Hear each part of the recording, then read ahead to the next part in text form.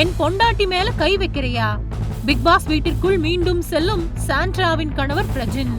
கமருதீனுக்கு அடி இருக்கு. விஜய் டிவியில் ஒலிபரப்பாகி வரும் பிக் பாஸ் சீசன் 9 நிகழ்ச்சி தற்பொழுது இறுதிக்கட்டத்தை எட்டியுள்ளது. இந்த நிலையில் டிக்கெட் டு ஃபினாலே டாஸ்கின் போது நடந்த ஒரு சம்பவம் பெரிய சர்ச்சையை கிளப்பியுள்ளது.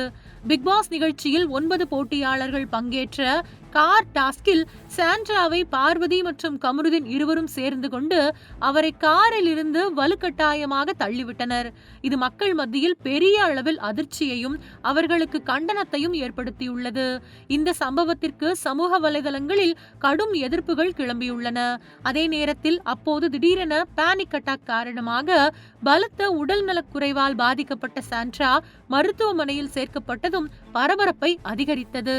இந்த நிலையில் சாண்ட்ராவின் கணவர் பிக் பாஸ் முன்னாள் போட்டியாளர் பிரஜின் செய்தியாளர்களை சந்தித்து தனது உணர்வுகளை வெளிப்படுத்தினார்.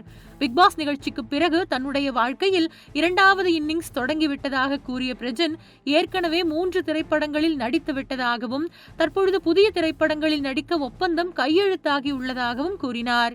இதுகுறித்து அதிகாரப்பூர்வ அறிவிப்பு விரைவில் வெளியாகும் என்றும் பிரஜின் தெரிவித்தார். மேலும் பிக் பாஸில் இருந்து வெளியேறிய பிறகும் தன்னை பற்றிய பேச்சுக்கள் மக்கள் மத்தியில் தொடர்வதாக கூறிய பிரஜின், நான் ஏன் வெளியேற்றப்பட்டேன் என்பதற்கான காரணம் இன்னும் புரியவில்லை.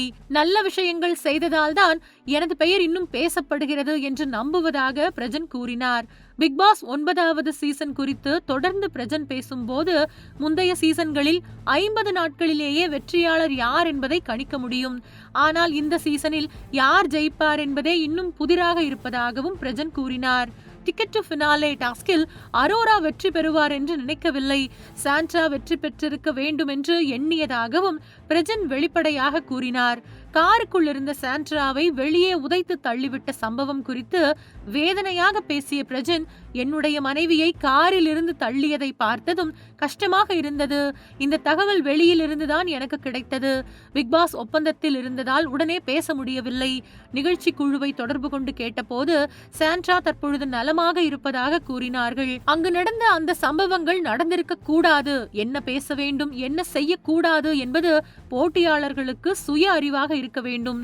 கமருதீன் மற்றும் பார்வதி தவறு செய்திருந்தால் அவர்களுக்கு உரிய தண்டனை இந்த வாரமே வழங்கப்பட வேண்டும். மீண்டும் நான் பிக் பாஸ் வீட்டிற்குள் செல்ல இருக்கிறேன்.